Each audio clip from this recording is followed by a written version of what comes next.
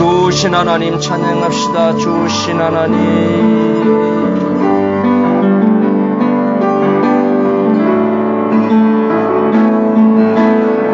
좋으신 하나님, 좋으신 하나님, 아멘. 아버지 좋으신 하나님, 참 좋으신, 참 좋으신 나의 하나님, 다시 한번 좋으신 하나님, 좋으신 하나님, 아버지 좋으신 하나님, 참 좋으신, 참 좋으신 나의 하나님, 우리의 기도를 응답해 주시네. 아버지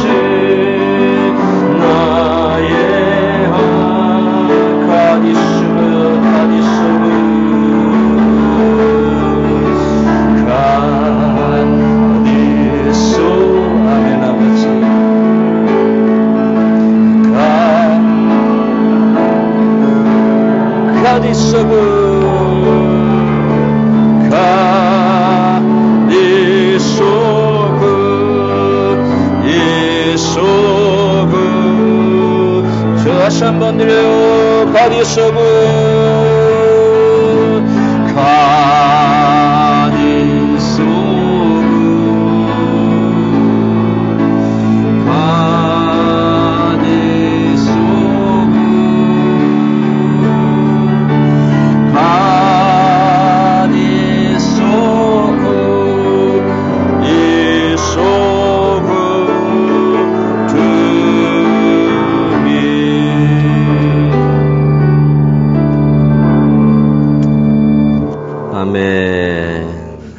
하나님은 참 좋으신 하나님입니다. 하나님에게 있어서 이스라엘 백성들은 어떤 존재일까요? 하나님에게 있어서 이스라엘 백성들은 참 귀한 존재고 그리고 사랑스러운 존재입니다. 마치 눈에 넣어도 아프지 않은 그런 존재가 바로 이스라엘 백성들이에요. 보석과 같고 보화와 같은 존재. 그냥 보고만 있어도 사랑스럽고 보고만 있어도 든든한 존재가 바로 이스라엘 백성들이에요. 우리가 이렇게 자녀들을 키워보지만 자녀들을 보고 있는 그런 부모의 마음이라고 할 수 있습니다. 저는 집사람이 한국을 가 있기 때문에 지금 딸하고 같이 이제 지내고 있습니다. 한 달을 그렇게 지내야 되는데 엄마가 없는 집에서 그 딸이 아빠에게 아주 다정하게 또 사랑스럽게 친근하게 이렇게 엄마 있을 때보다 더 그렇게 하는 걸 보면서 참 사랑스럽다는 생각을 했어요. 되게 사랑스럽다 그런 생각을 했습니다. 아마 하나님께서 이스라엘 백성들을 보실 때도 그와 같지 않겠는가? 저는 그런 생각을 해봐요. 그러니까 우리 한 사람 한 사람을 볼 때 참 귀하다, 사랑스럽다, 보배와 같다. 아마 이런 생각을 하실 것 같아요. 그러니까 그런 믿음을 가지면 얼마나 감사한지 몰라요. 하나님이 이재덕이라고 하는 목사, 어떻게 보면 연약하고 부족하고 뭐 크게 이렇게 내세울 거 없는 그런 목사지만 그러나 나라고 하는 존재를 하나님 아버지가 나를 볼 때는 그렇게 보신다는 거예요. 그래서 얼마나 감사한지 몰라요. 그래서 여러분들도 항상 외롭고 때로는 힘들고 지치고 쓰러질 것 같을 때 하나님께서 나를 그렇게 보고 계신다는 생각을 그런 믿음을 가지시면 좋습니다. 여기 하나님과 이스라엘 백성들과의 그 릴레이션십은 어떤 관계냐면 약속의 관계입니다. 다시 말하면 카버넌트의 관계예요. 그래서 하나님께서 그 광야에서 이스라엘 백성들과 이렇게 카버넌트를 맺지 않습니까? 무슨 카버넌트냐면 나는 네 하나님이 되고 너희는 내 백성이 될 것이다 라고 하는 그 카버넌트, 그것이 하나님과 이스라엘 백성들과의 프로미스예요. 약속이란 말이에요. 그 약속은 이렇게 쉽게 깨질 수 없는 거예요. 약속을 이렇게 변경할 수 없는 거죠.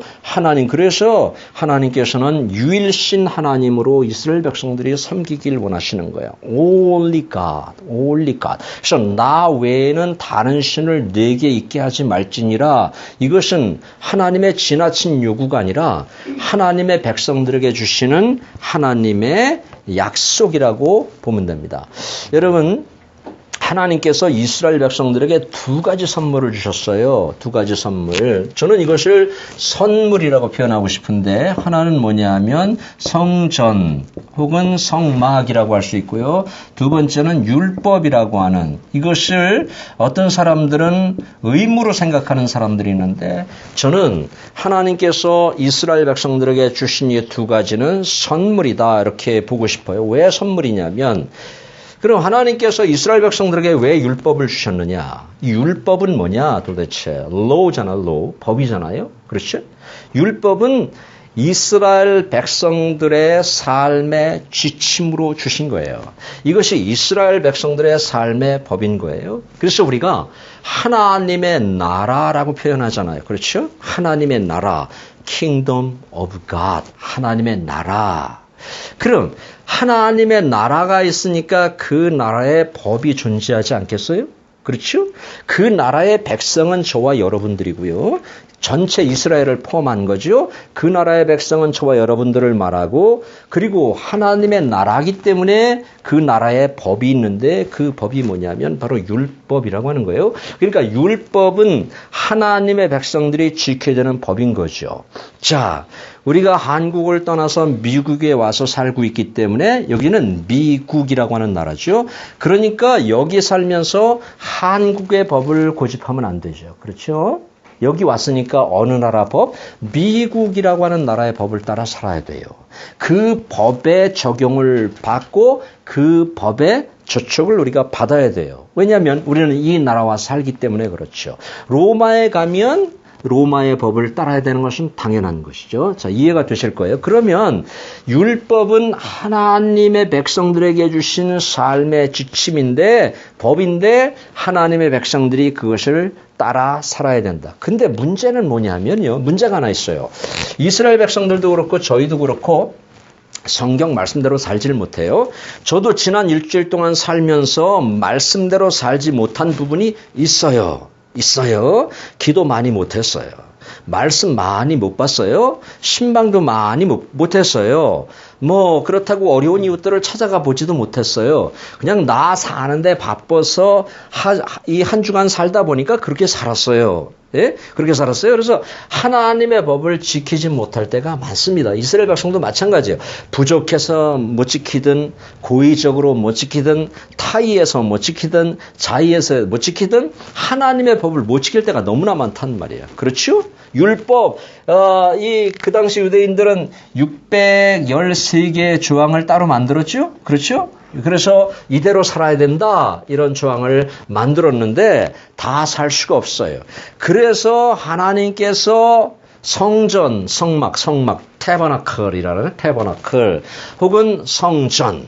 성막은 광야 시대 동안 40년 동안의 태버나클을 주신 것이고 솔로몬 이후에는 성전을 주셨는데 그런 그 성막과 성전을 왜 주셨느냐? 하나님이 우리를 다 아신 거죠. 물론 예배를 받기 위해서 우리에게 주셨습니다마는 우리가 율법을 지키며 살다가 율법을 다 못 지키고 하나님의 말씀대로 못 살고 죄를 범하고 하나님 앞에 잘못을 했을 때 그 성전에 나와서 너희가 회개하고 그리고 하나님의 은혜를 받으라는 거예요. 아멘. 그 은혜를 받으라는 거예요. 그래서 성전이 필요한 거예요. 그래서 성전에 나올 때는 우리가 세상에서 살던 모든 무거운 짐을 다 들고 나와서 하나님 앞에 그것을 내려놓을 수 있어야 되죠. 그래서 수고하고 무거운 짐진 자들아 다 내게로 오라 말씀하신 거예요. 그래서 내가 너희를 쉬게 하리라. 주께서 말씀하시는 거예요. 이곳에 와서 쉴 수 있다고 하는 그런 이야기인 것입니다. 자, 그래서 이 성막과 성전은 바로 grace, praise. 이거 제 표현이에요. 성막과 성전은 grace, praise다. 다시 말하면 은혜의 공간이다. 그 말이에요. 여기는 은혜를 받는 곳이에요. 은혜를 체험하는 곳이에요. 그래서 여러분 하나님의 보좌를 mercy seat 그래요. 그렇죠? mercy. 우리 교회가 인해 장로교회잖아요.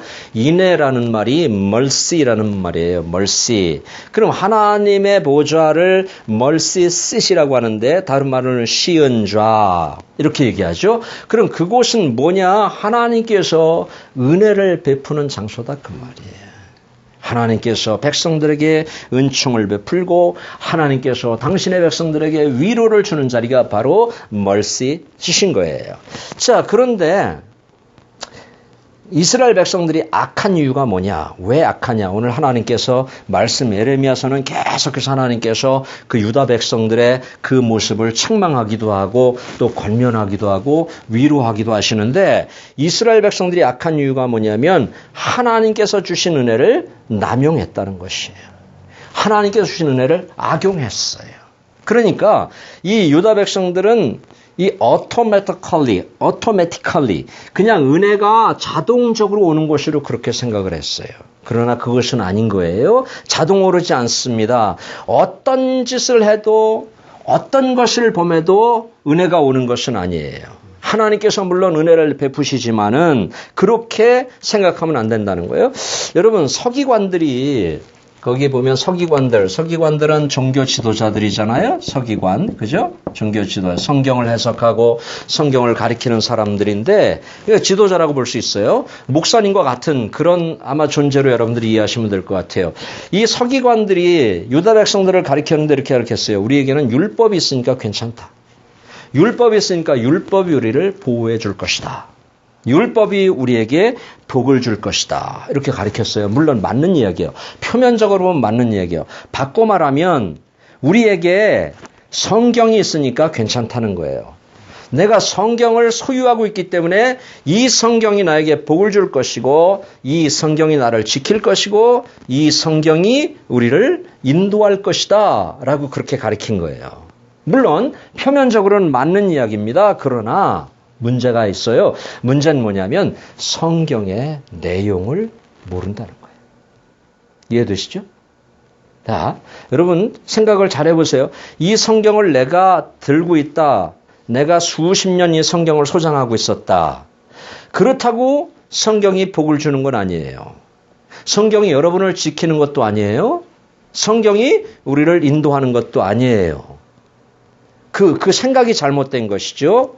그러면 이 유다 백성들은 이 성경을 마치 부적처럼 생각했던 거예요. 그냥 지니고만 있으면 하나님이 복을 주고 하나님이 나를 지키시고 하나님이 내 인생을 인도하고 절망 가운데로 빠지지 않게 할 것이다 라고 알고는 있었는데 그러나 성경을 읽지 않았다는 거예요.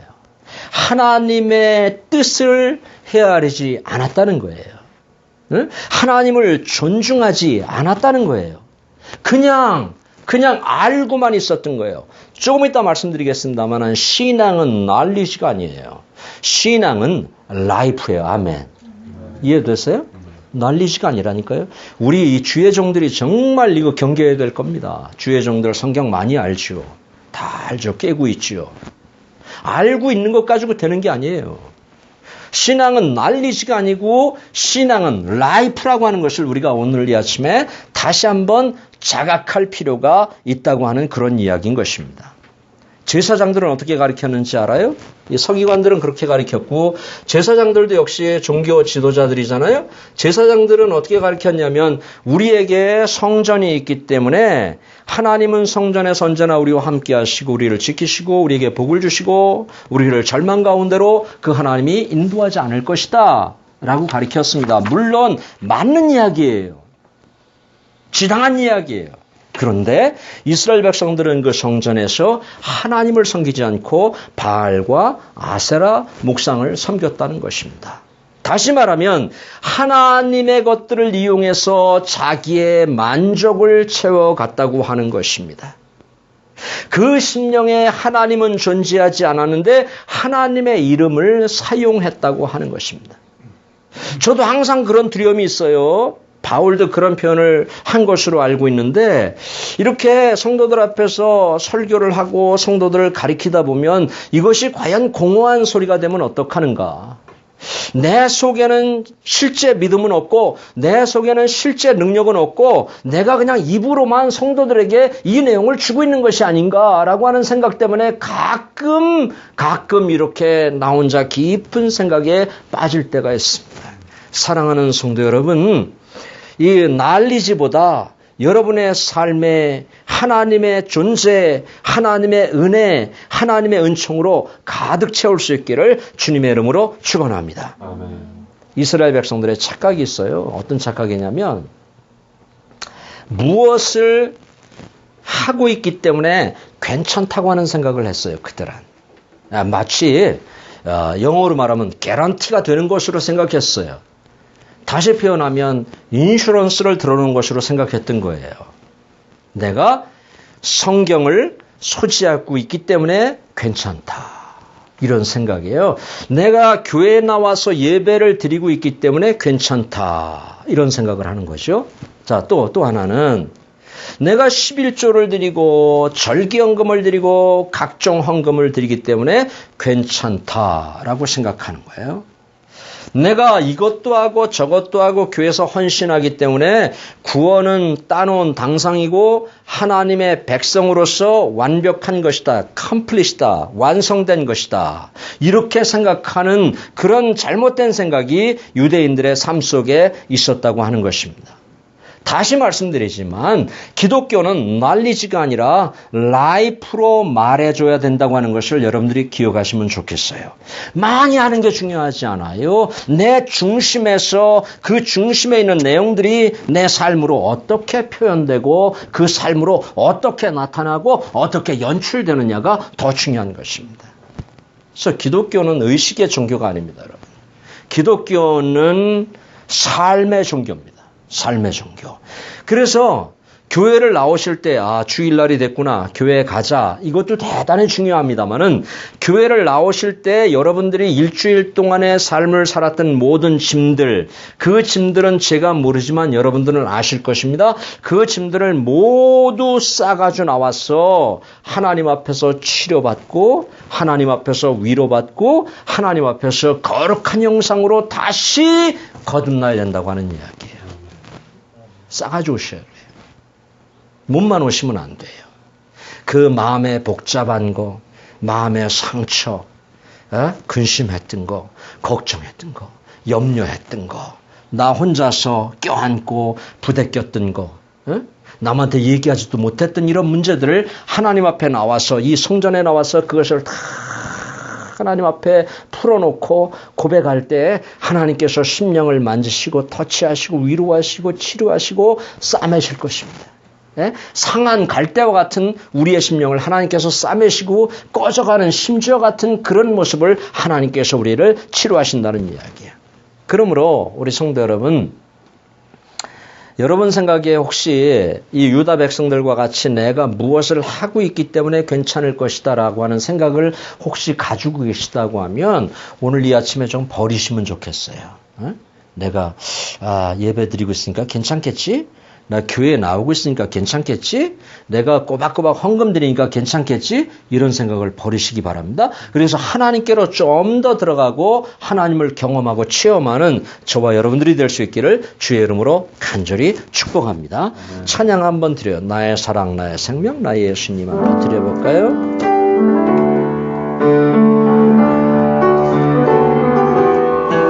고백하면서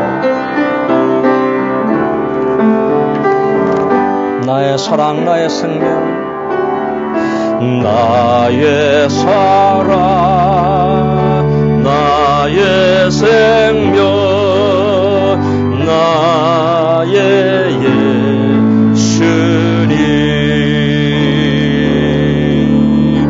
영원토록 아멘, 정성 다해 아멘,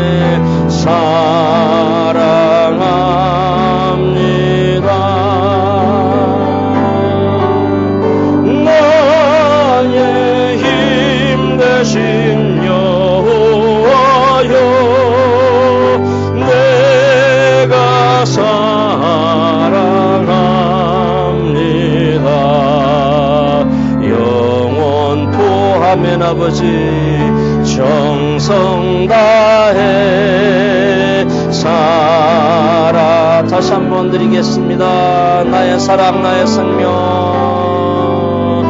나의 사랑 아버지, 나의 생명, 나의 예수님,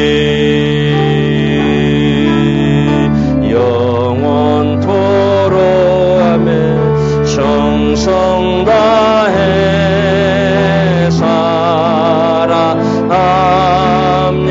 나의 힘 되신 여호와여,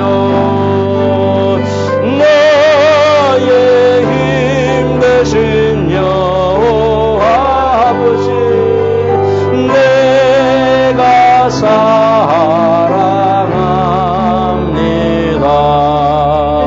영원토록 정성 다해 사랑. 한 번만 더 고백하여 나의 힘 되신 여호와여, 나의 힘 되신 여호와여, 내가 사랑합니다. 아버지 영원토록 정성 다해 사랑합니다.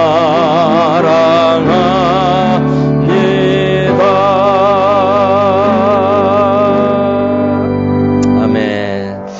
우리 본문을 다시 한번 4절부터 7절까지 천천히 한번 읽어보겠습니다. 시작.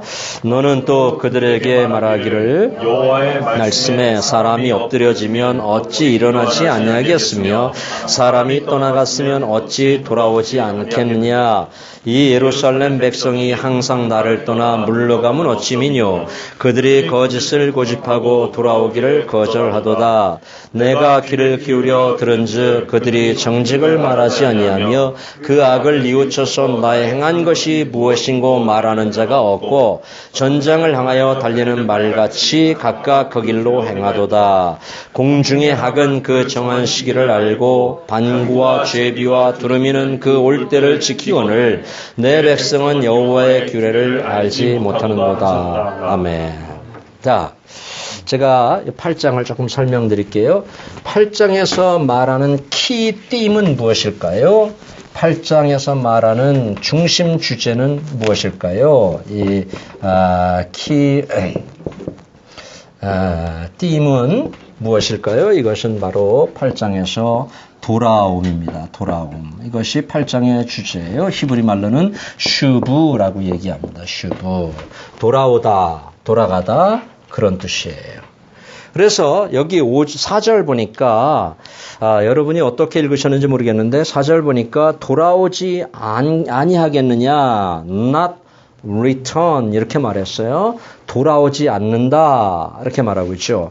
5절에 보니까 always turn away 이렇게 말했어요. 그러니까 예루살렘 백성들이 유다 백성들이 항상 나를 떠났다.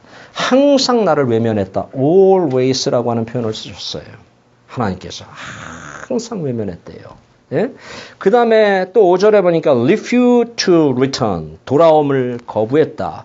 그러니까 하나님의 그 명령을 퇴짜를 놓았다 그런 말이에요. 거부해버렸다 그런 뜻이에요.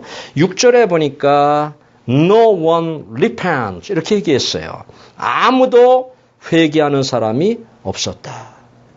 이것이 지금 하나님께서 유다 백성들을 보고 있는 모습이에요.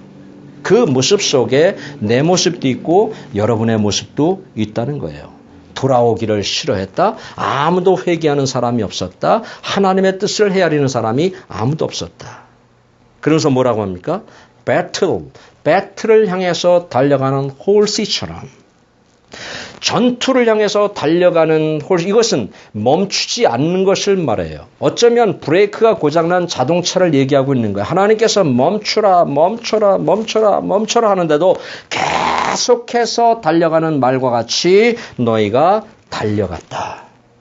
그래서 7절이 하나님의 마음을 읽을 수가 있어. 스톱도 그 다음에 더브도 swallow도 다 이 새들을 들어서 하나님께서 이스라엘 백성들을 깨우치고 있는데 거기 보니까 observe time, observe 관찰하다 때를 이야기하는 건데요. 이 새들도 때를 알고 돌아오는데 너희는 어떻게 해서 돌아오지를 않느냐라고 얘기하는 거예요.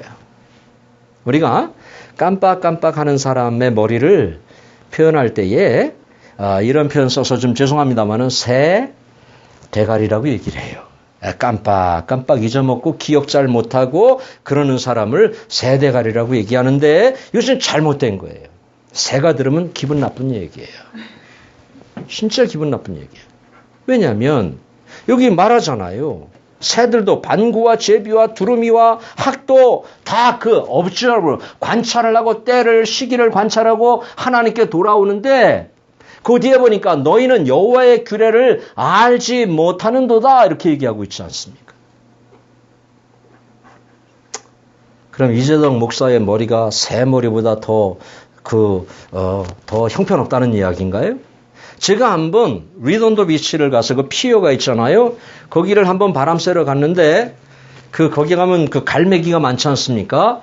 갈매기를 제가 유심히 봤더니 갈매기가 피어의 그 바닷속에 이렇게 기둥이 있지 않습니까? 그 기둥에 홍합들이 많이 붙어 있거든요. 근데 이 갈매기가 얼마나 똑똑하냐면 갈매기가 탁 내려가가지고 홍합을 부리로 땁니다. 따는 것까지는 따요. 따는데 문제는 이게 딱 닫혀 있잖아요. 그 부리로 아무리 쪼아도 그거는 안 깨지거든요. 수치가 유심히 봤어요. 그랬더니 이 갈매기가 홍합을 딱 물고서 높이 올라갑니다. 쭉 올라가서 피어 위에가 그게 시멘트거든요. 거기다 딱 떨어뜨려요. 그러니까 홍합이 박살이 나잖아요. 쫙 내려와서 홍합을 먹습니다. 이야, 똑똑하지 않아요? 나보다 똑똑한 것 같아요. 그래서 오늘 하나님께서 새들도 다 돌아오는데 너희는 어찌 안 돌아오느냐? 너희는 어쩌면 새만도 못하냐? 하나님께서 이렇게 말씀하고 있는 거예요. 여러분 돌아오는 거 4가지가 있어요. 4가지가. 뭐가 있어요? 돌아오는 거 연어 돌아오죠? 연어. 그래서 이것을 회귀 본능, 귀소 본능 그렇게 얘기하잖아요. 그 다음에 철새 돌아와요. 그렇죠? 철새 돌아와요. 네, 때가 되면 아까 observe라 그러죠. 관찰을 잘 하는 겁니다. 내가 떠날 때, 내가 돌아갈 때를 이 철새들은 잘 아는 것이에요. 그래서 때가 되면 싹 돌아가는 것입니다. 연어도 마찬가지예요. 자기가 알에서 태어난 곳으로 연어도 다시 이렇게 돌아가는 것이죠. 그 다음에 또 돌아가는 거 있어요. 뭐가 있어요? 자연이 있어요. 자연. 자연도 반드시 돌아가는 것입니다. 엄동설한 긴 겨울에 겨울이 계속될 것 같은데 그러나 조금 있으면 꽃이 피고 새싹이 나고 몽우리가 생기고 그래서 봄이 반드시 온다는 거예요. 그래서 계절도 이렇게 돌아온다고 하는 것입니다. 봄이 되면 강남 같은 제비도 돌아온다고 하지 않습니까? 그런데 오늘 말씀해 보니까 인간은 돌아오질 않아요. 하나님께 돌아오질 않아요. 네? 돌아와야 되는데 말이죠. 돌아오라는 얘기예요. 5절을 보니까 유다 백성들은 돌아올 생각이 전혀 없습니다. 그리고 어떤 죄를 지었는지도 몰라요. 이 사람들이. 내 삶이 지금 어떤지도 잘 몰라요. 내 삶이 완벽한지 알고 있어요. 죽어가고 있으면서도 그것을 몰라요. 치료약이 있는데 치료 의사가 있는데도 그것을 거부하는 거예요. 거부하는 거예요. 하나님의 모든 걸 거부하는 거예요. 치료하시겠다고 하는데 8장 끝에 가면 하나님이 치료하겠다고 하는데도 그들은 거부하는 것입니다. 네? 자, 그래서 여러분 하나님께로 돌아가기 위해서는 두 가지가 있어야 돼요.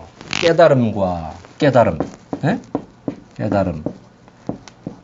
그 다음에 인식이 있어야 돼요. 인식. 저는 이것을 awaking, 깨어나다. 깨어나다 그런 표현을 하고 싶어요. 우리의 정신이 깨어나야 돼요. 우리의 생각이 깨어나야 돼요. 내 삶에서 내가 깨어나야 하나님 앞으로 돌아갈 수가 있어요. 깨닫지 못하면 절대 못 돌아가는 거예요.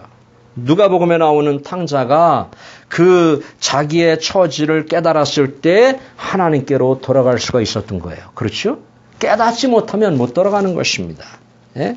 내가 죄의 자리인 것을 인식하고 깨어나면 돌아갈 수 있어요. 절망의 자리인 것을 인식하고 깨어나면 돌아갈 수 있어요. 자신을 속이고 사람을 속이고 있는 자신의 삶에서 내가 깨어나면 하나님께로 돌아갈 수 있는 거예요. 내 삶이 이렇게 살면 안 된다고 하는 것을 인식하고 awakening 되면은 하나님께로 돌아갈 수 있는 거예요. 그러나 깨닫지 못한 recognize가 되지 않으면 하나님께로 절대 갈 수가 없어요. 자기 삶도 엉망이고 하나님과의 관계도 다 틀어질 수밖에 없는 것입니다. 이것이 내가 살다가 이것은 유혹의 자리구나. 내가 계속 이렇게 살다가는 이것은 하나님께 책망을 받고 내 삶도 온전하지 않겠구나. 이것이 유혹의 자리구나. 그러면 빨리 그 자리를 떠나야 되는 것이죠. 요셉처럼 과감하게 버려두고 떠날 때 온전한 삶이 될 수 있다고 하는 것입니다. 그래서 여러분 이 깨달음이라고 하는 거 이것이 complete는 아니에요. 완성은 아니에요. 깨달았다고 하면 두 번째 스텝은 뭐냐 하면 toward God, 하나님께로 향해서 가야 된다고 하는 것이에요. 이 깨닫는 것까지는 잘해요, 사람들이. 에? 여러분들 경험 있죠? 깨닫는 것까지는 잘해요. 내가 이러면 안 되는데, 이렇게 살면 안 되는데, 이제 바른 삶을 살아야지. 내가 이제 기도도 좀 해야지. 내가 이제 말씀도 좀 봐야지. 내가 이게 헌신하는 삶을 살아야지. 그리고 가족들과의 관계 속에서도 자기 개인 생활에서도 깨닫는 건 많이 하는데 생각으로 그칠 때가 너무나 많다고 하는 것이죠. 그때 이것이 완성이에요. 깨달음이 컴플릿이 아니니까, 그 완성이 아니니까 두 번째 스텝은 뭐냐 하면 바로 toward God, 하나님께로 향하여 달려갈 때 그때 삶의 변화가 일어나는 줄로 믿습니다. 아멘. 달려가야 돼. 아버지 집으로 가야 돼. 안 가면 변화가 없어. 안 가면 그냥 그대로 멈추는 거야. 스탑되는 거야. 달려가야 된다고 하는 것입니다. 여러분, 그래서 저는 이렇게 표현하고 싶어요. 깨달음은 은혜의 시작이에요. 이게 은혜의 시작이에요. 시작, 깨달음. 이제 은혜가 시작됐어요. 깨닫기만 한 거로도 시작됐어요. 그 다음에 결단은 뭐냐? 결단은 은혜의 완성이다. 나는 이렇게 생각하고 싶어요. 네? 결단은 은혜의 완성. 여기서 컴플리트가 되는 거죠. 그렇죠? 이것만 해가지고는 안 돼요.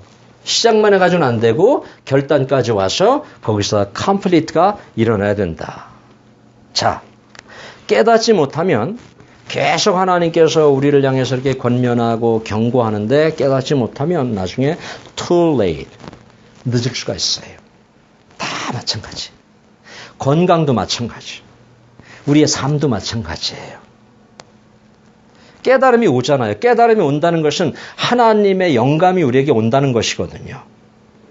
하나님께서 어떤 연유들은 우리에게 말씀하신다는 얘기예요. 깨달음이 온다는 것은. 하나님께서 계속 깨달음을 주는데 깨닫지 못해. 아니 깨닫긴 하지만 거기서 또 다른 두 번째 스텝 투어드 갓을 향해서 가지를 못해요. 그러면 툴레이시 될 수가 있다는 이야기예요. 그런 사람 많습니다. 많아요. 제가 가르치던 신학생들 중에 얼마나 많은지 몰라요. 제가 가르치던 신학생들 중에 아가페 선교회라고 하는 그 선교회에서 한 4-5명이 나왔었어요. 근데 아가페 선교회라고 하는 데가 뭐냐면 그 재활 훈련을 시키는 곳이에요. 그게 마약하던 사람들, 도박하던 사람들, 이런 사람들을 이제 모아서 거기서 재활 훈련을 시키는 건데 제가 유심히 봤습니다. 유심히 봤더니 이들이 이제 새 삶을 살기 위해서 신학교를 나와요. 물론 나온 것까지는 참 대단하죠. 좋죠? 그런데 신학교에 나와서조차도 그것을 끊지를 못해요. 신학교 나오면 완벽해질 것 같잖아요? 근데 못 끊어요. 신학교 와서도. 어떤 학생은 마약을 하는 학생인데 이 학생은 이렇게 학생들한테 5불만 빌려주세요. 10불만 빌려주세요. 큰 돈도 아니에요. 100불도 아니야. 5불, 10불, 20불.